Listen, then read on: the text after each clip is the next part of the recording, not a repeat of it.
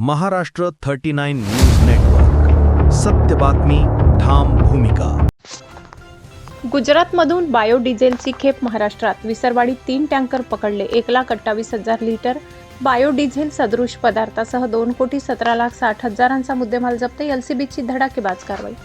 गुजरातमधून महाराष्ट्रात बायोडिझेल सदृश ज्वलनशील पदार्थाची अवैधरित्या वाहतूक करणाऱ्या 3 टँकरवर नंदुरबार स्थानिक गुन्हे शाखेने शनिवारी रात्री धडक कारवाई केली. विसरवाडी पोलीस ठाणे हद्दीतील सुरत-धुळे राष्ट्रीय महामार्गावर करण्यात आलेल्या या कारवाईत 1,28,000 लिटर बायोडिझेल सदृश पदार्थ, 3 टँकर व 3 मोबाईल असा तब्बल 2,17,60,000 रुपयाचा मुद्देमाल जप्त करण्यात आलाय. या कारवाईमुळे गुजरातमधून महाराष्ट्रात होणाऱ्या कथित बायोडिझेल तस्करीचे मोठे जाळे समोर येण्याची शक्यता निर्माण झाली आहे. या प्रकरणी टँकर चालक बाबूलाल नरसिंगराम बिष्णोई वय 49 राहणार भुनिया, तालुका सेंडवा,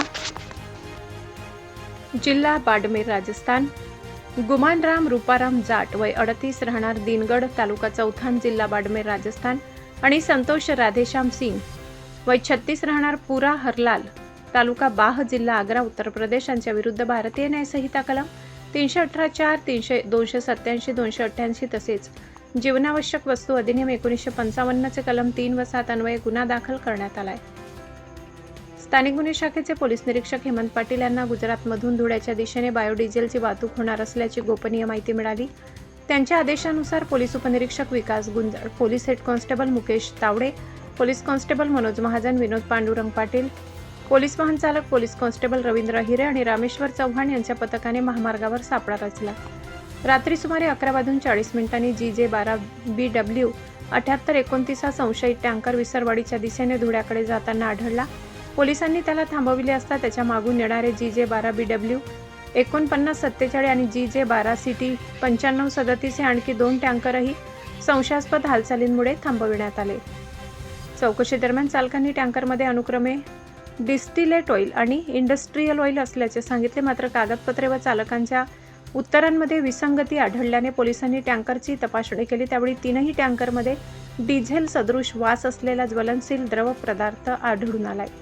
पहिल्या GJ12 BW 7829 टँकरमध्ये 37,000 लिटर, दुसऱ्या GJ12 BW 4947 टँकरमध्ये 48,000 लिटर तर तिसऱ्या GJ12 CT 9537 टँकरमध्ये 43,000 लिटर असा एकूण 1,28,000 लिटर बायोडिझेल सदृश पदार्थ आढळला. त्याची अंदाजे किंमत 1,40,40,000 रुपये आहे.